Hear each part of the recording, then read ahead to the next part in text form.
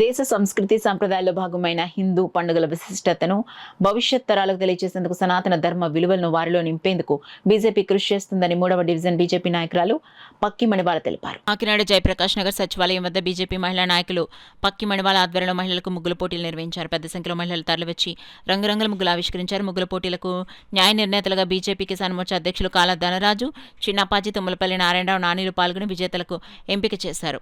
అనంతరం విజేతలకు అతిథుల చేతుల మీదుగా బహుమతులు అందించారు. ఈ సందర్భంగా బీజేపీ నాయకులు పక్కి మణిమాల, తుమ్మల నాని, కాలా ధనరాజులు మీడియాతో మాట్లాడారు. కార్యక్రమంలో పెద్ద సంఖ్యలో మహిళలు, స్థానిక నాయకులు పాల్గొన్నారు. సంక్రాంతి శుభాకాంక్షలు అందరికీ.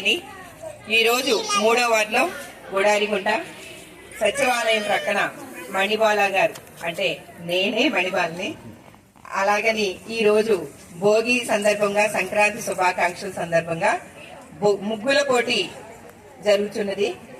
ఈ ముగ్గుల పోటీలో మహిళలు అందరూ కూడా వచ్చి పార్టిసిపేషన్స్ చక్కగా చేస్తున్నారు. చక్కటి అందమైన ముగ్గులు, సంస్కృతి సంప్రదాయాలను నిలబెట్టే చక్కటి పల్లె వెలుగులు లాంటి ముగ్గులు, కలకలలాడే ముగ్గులు వేశారు. ఈ సంస్కృతి సంప్రదాయాలు మా కూటమి ప్రభుత్వమైనటువంటి బీజేపీ, జనసేన, టీడీపీ 3 పార్టీలు కలయిక సందర్భంగా ఈరోజు ఇక్కడ ముగ్గుల పోటీ ప్రదర్శించబడింది. ఈ పోటీలో విజేతలన్న వారు ఎవరు ఉంటారా అన్నది ఇంకా జడ్జిమెంట్ జరగబోతుంది.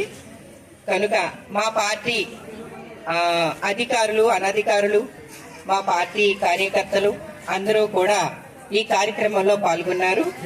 వారందరూ వచ్చినందుకు వారికి ధన్యవాదాలు తెలియజేస్తున్నాను.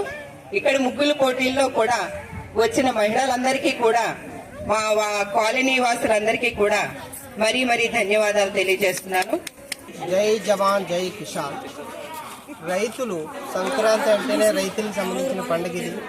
పాత పంట ఉబ్బుడే ఈ కొత్త పంట వేసుకునే సమయం ఇది. ఈ సమయంలో రైతులు ఎంతో ఆనందంగా సంతోషంగా గడుపుకునే పండుగే సంక్రాంతి పండుగ.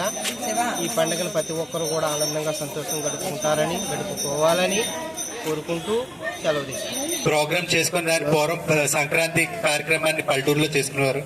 అలాంటిది ఇది ఊరూరా పాకి ఇక్కడ ఈ కూటమి నాయకత్వంలో ప్రతి ఏరియాలో ఇది చాలా వైభవంగా జరుగుతుంది.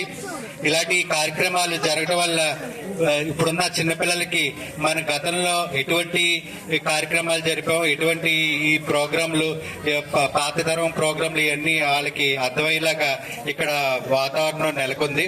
ఇలాంటి కార్యక్రమాలు చేయటం వల్ల మన రాబోయే తరానికి మంచి సందేశం ఇచ్చినట్టు అవుతుంది. కాబట్టి మనం ఈ భోగి మంటలు అన్నది ఒక చెక్కలు వాటితోనే చేసుకోవడం వల్ల మంచి పొల్యూషన్ లేకుండా ఉంటది.